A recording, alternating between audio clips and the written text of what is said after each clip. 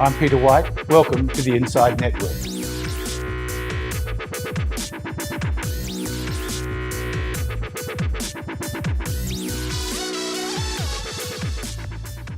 Welcome to INDepth. I'm Peter White, and my guest today is Mike Murray, Head of Domestic Equities at Australian Ethical. Mike, welcome. Hi, Peter. Let's start with the process. How do you go about running an ethical investment shop?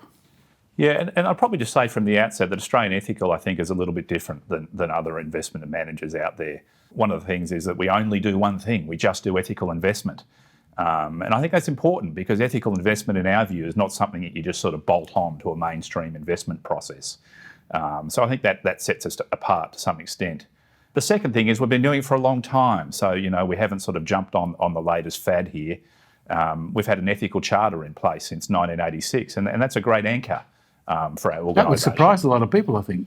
Yeah, and the really surprising thing is it hasn't changed. So we have contemporary frameworks and how we interpret that charter, but it's an important part of our governance that is a robust process that stands on its own 2 feet, and it's not something that just changes with the wind. And do you see the trend, or almost the mainstream now, of ESG investing, and it's often presented as a bolt-on? Is that fair enough to say? And are a lot of people Johnny-come-latelys to the idea? I don't want to be overly critical of it because I think the general movement in favour of ESG and ethical investing is a positive trend.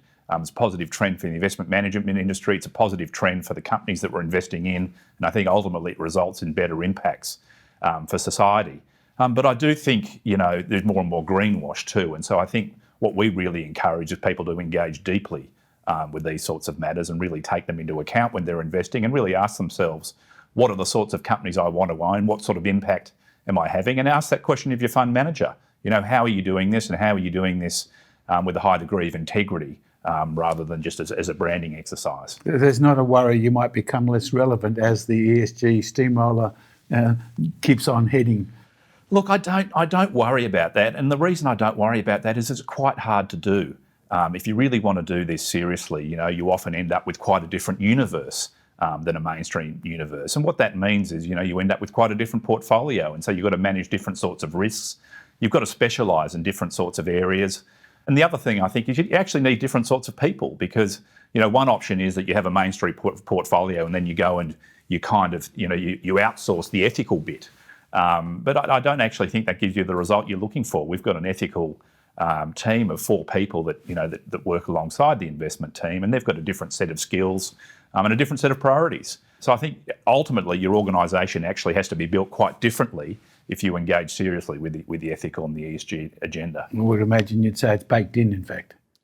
Well, that's one way of putting it. In our case, because we have this ethical charter, it's baked in right at the beginning of the process. So, something we get asked often is, what's the trade-off between ethics and returns? And we kind of think it's the wrong question because in our case, we simply say, does the company have a positive outcome or doesn't it? Do we want to ethically invest in this company or don't we? We don't ask ourselves in every case, how much money might we be leaving on the table if this, if we slightly adjust, the parameters here. I think what's important ultimately is that people have an investment manager that knows their space. And the space that we know is the ethical space. It's interesting you say that because my next question was, a lot of people say that, ethical investing restricts your choice. Yeah. I guess it does by definition, but how important or how does that affect your operations? Look, it's a really good question. And I think, partly what troubles me about that idea is that all managers restrict their universe to some extent. And the reason they do that is, although you may be narrowing your opportunity set, there are also gains from specialisation. In our case, what has that done? It's allowed us to really specialise on the areas that we know well as an investment team. So I'd nominate areas like healthcare, areas like green utilities or information technology.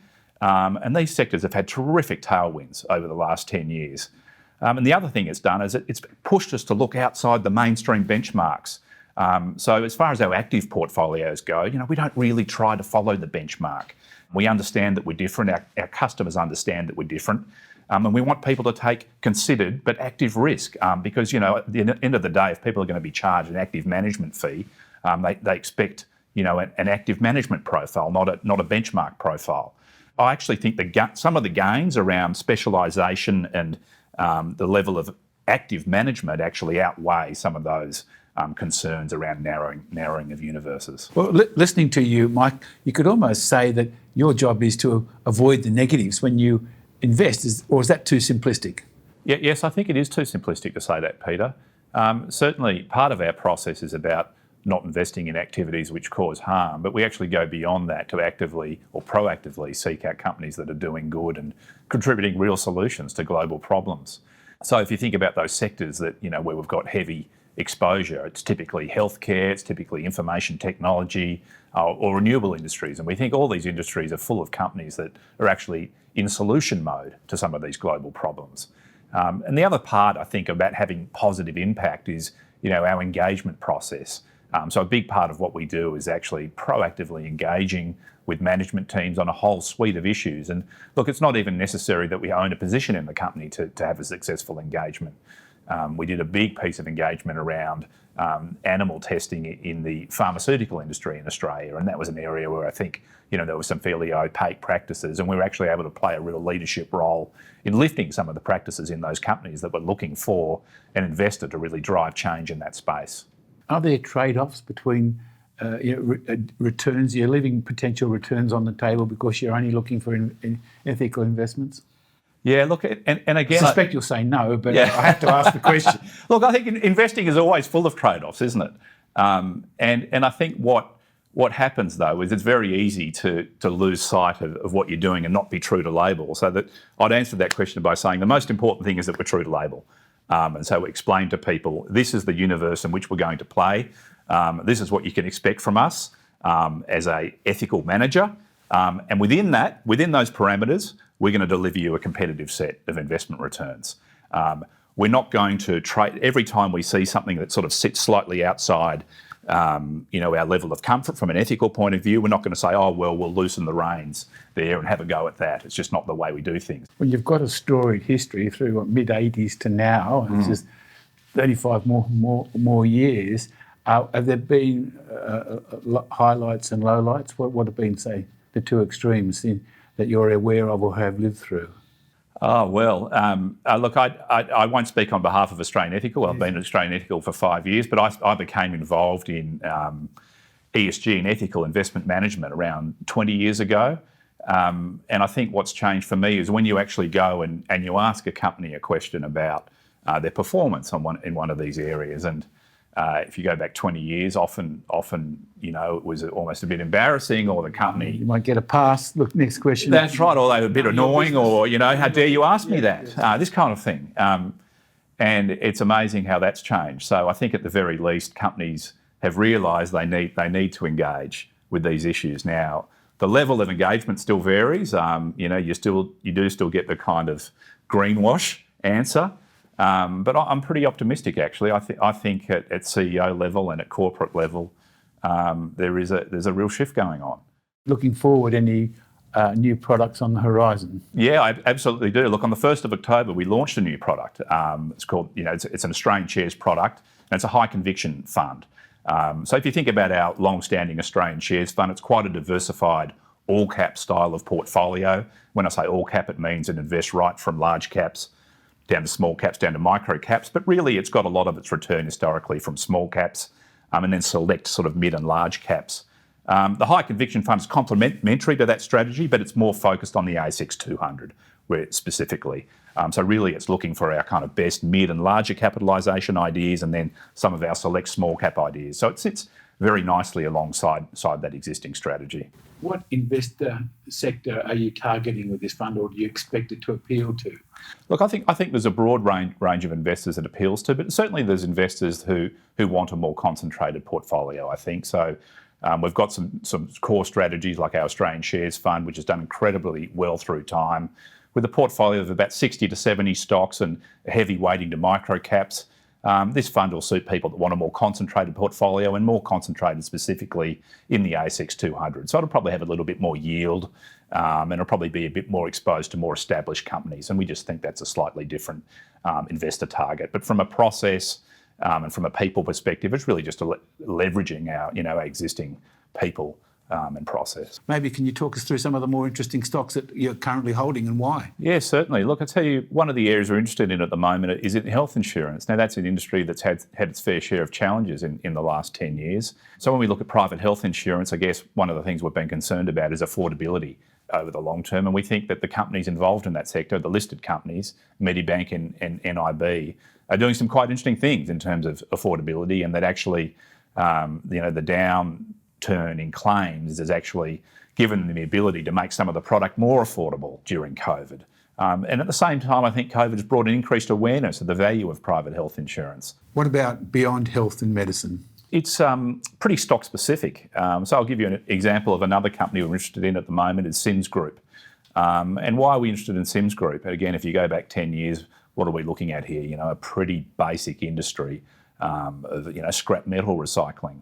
But often, we find the best opportunities are companies that have the ability to add value to their product. And we're quite impressed with the investment Sims has made in moving up the value chain and investing in higher grade scrap. And we think that matters because countries like China, increasingly, they want high grade scrap. They don't want low grade metal.